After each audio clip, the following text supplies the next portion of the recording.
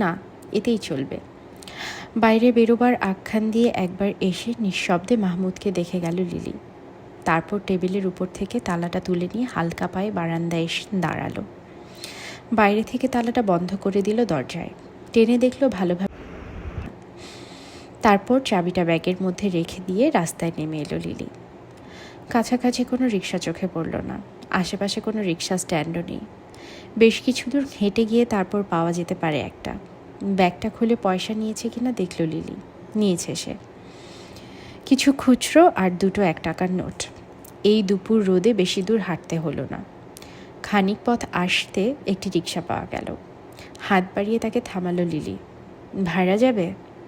আজিমপুর গোরস্থানে যাবে? কত নেবে? 8 আনা মেমসাব। কোনো দ্বিরুক্তি না করে রিক্সায় উঠে বসল লিলি। বিকেলে বাসায় ফিরে এসে তালাটা খুলতে গিয়ে হাত কাঁপছিল তার। সাবধানে দরজাটা খুলল। এখনও ঘুমোচ্ছে মাহমুদ। কপালে মৃদু ঘাম জমেছে তার।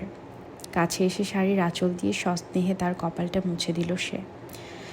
তারপর অতি ধীরে ধীরে নিজের মুখখানা নামিয়ে এনে ওর মুখের উপর রাখল লিলি। গভীর আবেগে অস্পষ্ট স্বরে বলল, এর বেশি কিছু আমি চাই না তোমার কাছে। চিরদিন এমনই করে যেন তোমাকে পাই। মাহমুদ নড়ে চড়ে উঠে ঘুমের ঘরে বিড়বিড় করে বলল, মরলে মানুষ কোথায় যায় লিলি? লিলি মুখ তুলে সব হয়ে তাকালো ওর দিকে। ঘুমের মধ্যেও সেই একই চিন্তা করছে লোকটা। দিনে রাতে এভাবে যদি মৃত্যুর কথা ভাবতে থাকে তাহলে হয়তো একদিন পাগল হয়ে যাবে মাহমুদ। না, তার সেই ভয়াবহ পরিণতির কথা কল্পনা করতে পারে না লিলি। এই পরিণাম প্রতিহত করতেই হবে। ভালোবাসার বাদ দিয়ে ধ্বংসের প্লাবন রোধ করবে সে। বিছানার পাশে বসে অনেকক্ষণ তার গায়ে, মাথায়, মুখে হাত বুলিয়ে দিল লিলি, যেন হাতের স্পর্শে হৃদয়ের সকল ব্যথা আর সমস্ত যন্ত্রণার উপশম করে দিতে পারবে। তার ভেতরে বেদনার সামান্য চিহ্নটিও থাকতে দেবে না লিলি।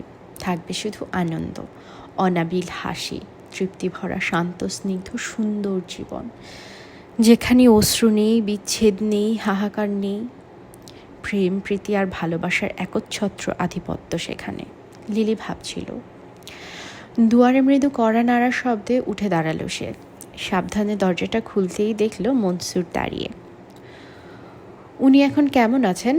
ভেতরে এসে মৃদু গলায় জিজ্ঞেস করলো মনসুর। লিলি চাপা কণ্ঠে বলল, ভালো।